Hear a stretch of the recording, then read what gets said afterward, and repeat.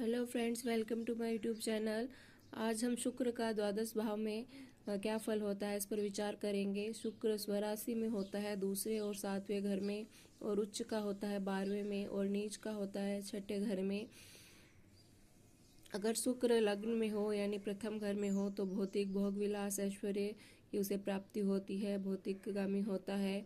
दूसरे घर में हो तो मधुरभाषी होता है, दीर्घजीवी होता है, आभूषणों का उसे सुख मिलता है। स्त्री की कुंडली में हो तो उसे लाभ प्राप्त होता है, आभूषणों का सुख उसे मिलता है।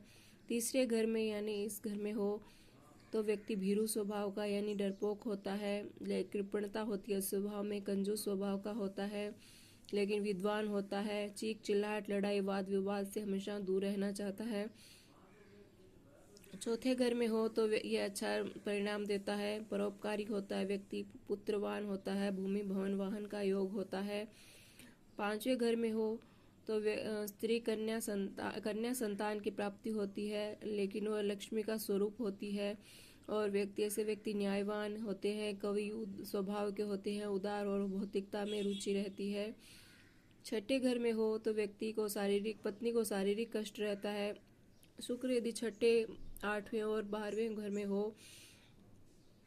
तो इससे में स्त्रियों को शारीरिक कष्ट रहता है उनकी, और स्त्रियों से पैसे की हानि होती है।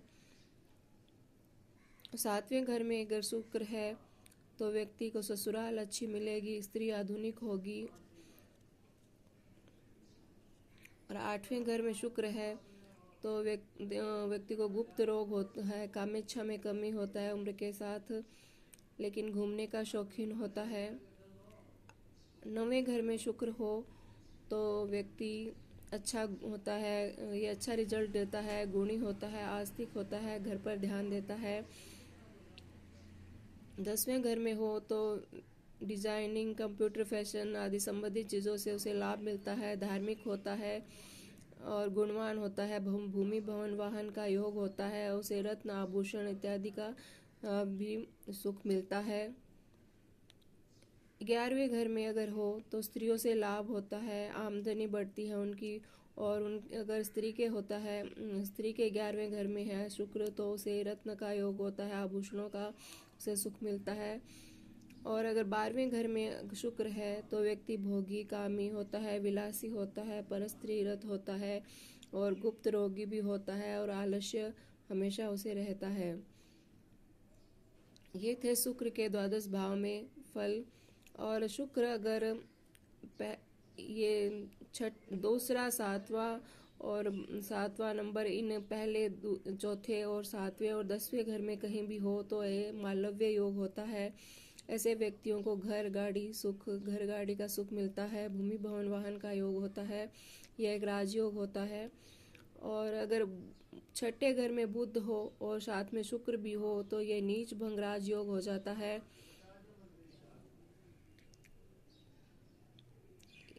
अगर उच्च राशि में भी शुक्र, 12वें घर में भी शुक्र अगर है तो यह भी मालव्य योग हो जाता है।